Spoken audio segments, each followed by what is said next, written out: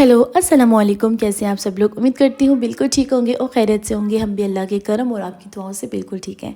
ये हो रहा है रात का टाइम और इस वक्त मेरे किचन का हशर हुआ है। अच्छा हुआ ऐसा कुछ कि मैं किचन में काम ही कर रही थी कि मेरी नज़र ना कैबिनेट पे पड़ी ऊपर वाले।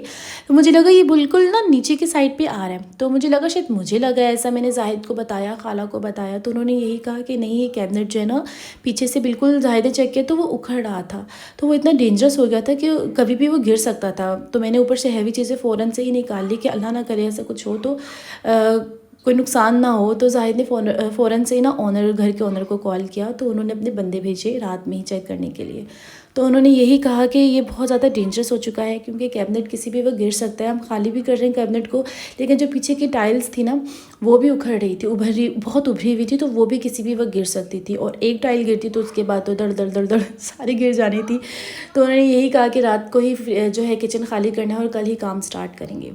अच्छा, अब रात में ही जो है ना, और मुझे ये था कि एक दो दिन मिल जाए ताकि मैं आराम से तसल्ली से किचन जो है अपने हिसाब से खाली करूँ।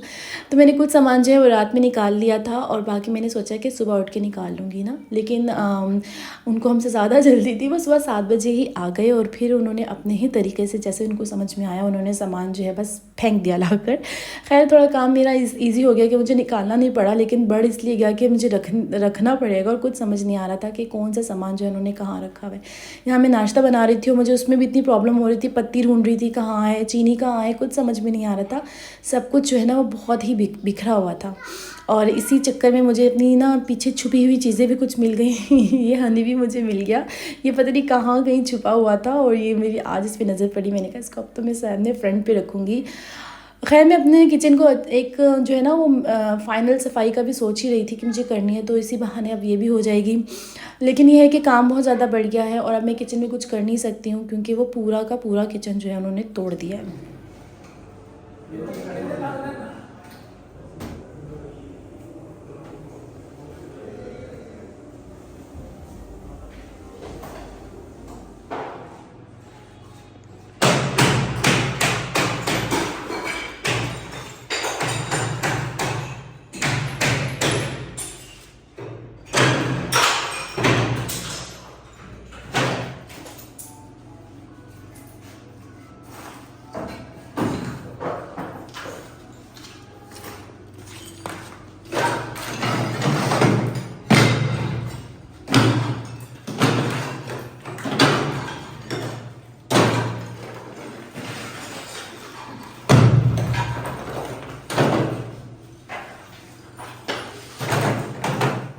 यहाँ पर हम जा रहे हैं दुबई।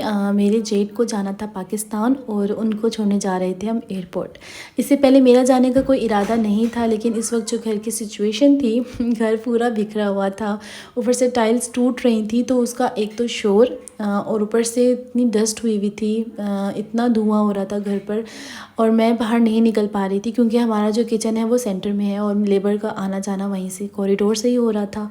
और दूसरा स्पेशल बच्चे बहुत छोटे हैं, सारा को तो मैं बिल्कुल भी बाहर नहीं निकाल पा रही थी क्योंकि एक तो टाइल्स टूट के नीचे पड़ी हुई थी, इतना गंद था और आना जाना इतना ज़्यादा हो रहा था, और दूसरा मैं इसको लिविंग रूम में भी नहीं ले जा सकती थी जो कि हमारा किचन बना हुआ है, क्योंकि वहाँ पर जो है वो सब कुछ बिखरा हुआ है, तो वो या तो चीज़ें बर्बाद हो जाती और या तो जो सारा ना अल्लाह ना करे खुद को चोट लगा लेती।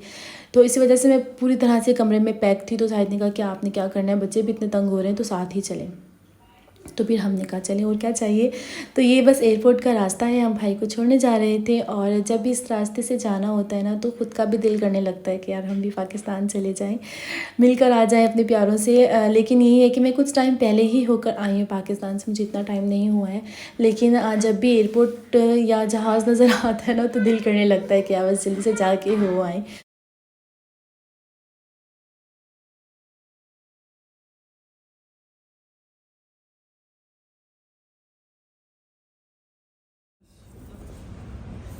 और सारा एक चीज़ पता पानी डाले प्लीज।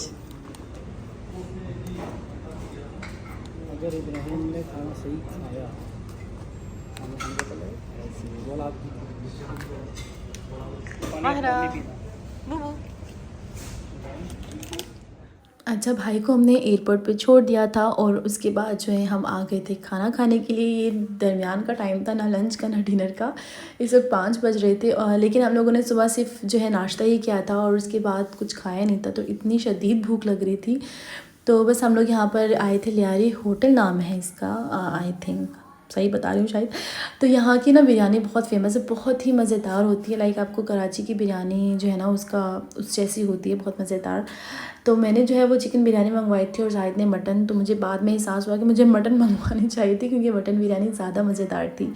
तो बस खैर यहाँ पे हम लोग खाने को कर रहे थे एंजॉय, और बच्चों के लिए भी टिक्के वगैरह मंगवा लिए थे, लेकिन उन्होंने भी बिरयानी पे ही हाथ साफ़ किए थे, उनको भी बिरयानी ही मज़ेदार लग रही थी। तो खैर यहाँ इस होटल का ना व्यू बहुत प्यारा सा था, अंदर बैठ के आप खाना एंजॉय करें और बाहर जो है वो व्यू एंजॉय करें, बड़ा अच्छा लग रहा था। और जब आपको स्पेशली भूख लगी हुई होती है ना, तो आपको कुछ भी आपके सामने आ जाए ना, आपको बहुत ही अच्छा लगता है। लेकिन खैर खाना बहुत अच्छा था। अगर मैं इनके खाने को नंबर दूँ ना, तो मैं 1000 नंबर दे दूँगी आउट ऑफ 10। मतलब बड़ा ही अच्छा मज़ेदार सा था। तो खैर बस यहाँ पे हमने खाना अपना खाया था, मज़ेदार सा एंजॉय किया था, और उसके बाद बस हम लोग वैसे ही जो है ना रोड पे निकल गए थे। दुबई की रोड्स पे बहुत ही खूबसूरत लग रही होती हैं रात के टाइम पे, इतनी रौनक होती है। अबू धाबी में हम जिस एरिया में रहते हैं वो इतना क्राउडी नहीं है, इतनी ज़्यादा रौनक नहीं होती है वहाँ पर, बड़ा वीरान सा लगता है। समटाइम बाहर निकलो वॉक करने के लिए विंडो, तो बस आपको दूर दूर तक बहुत ही कम लोग नज़र आते हैं। तो दुबई इस हिसाब से ना बड़ा वो है, लाइक बड़ी रौनक सी है वहाँ पर। रात में अगर आप निकल आओ तो हर जगह ही आपको जो है क्राउड नज़र आता है, रौनक नज़र आती है। मुझे पर्सनली जो है ना रश वाली जगह बड़ी अच्छी लगती है। जाहिद घबराते हैं क्योंकि उनको ड्राइव करना होता है ना, वो ऐसी जगहों से निकलते हैं जहाँ रश बहुत होता है। तो खैर बस यहाँ से हम लोग बीच की साइड पे जा रहे थे बच्चों को लेकर, कि थोड़ा बच्चे इंजॉय कर लेंगे और हम थोड़ी वॉक वगैरह कर लेंगे। अच्छा हुआ ये कि हम लोग वहाँ पे वॉक कर रहे थे और महारा को महारा की प्रॉम महारा चला रही थी। मैं और शायद बातों में लगे तो उसने ना इतनी स्पीड से इसकी प्रॉम चला के एकदम छोड़ दी, तो वो एकदम से आगे गई और वो गिरी। और ये अल्लाह का शुक्र हुआ कि वो रेत पे जाके गिर गई। अगर वो फर्श पे गिरती ना तो उसको बहुत ज़्यादा चोट लग सकती थी। तो बस हम लोग फिर वहाँ से जल्दी ही निकल गए क्योंकि सारा का मूड बहुत ख़राब हो गया था। तो खैर आज का मेरा ब्लॉग अगर आपको अच्छा लगा हो तो प्लीज़ चैनल को लाइक कर दीजिएगा, सब्सक्राइब कर दीजिएगा, और आगे की अपडेट मैं आपको देती रहूँगी किचन की। और अपना बहुत ज़्यादा ख्याल रखिए, दुआ में याद रखिए। अल्लाह हाफिज़।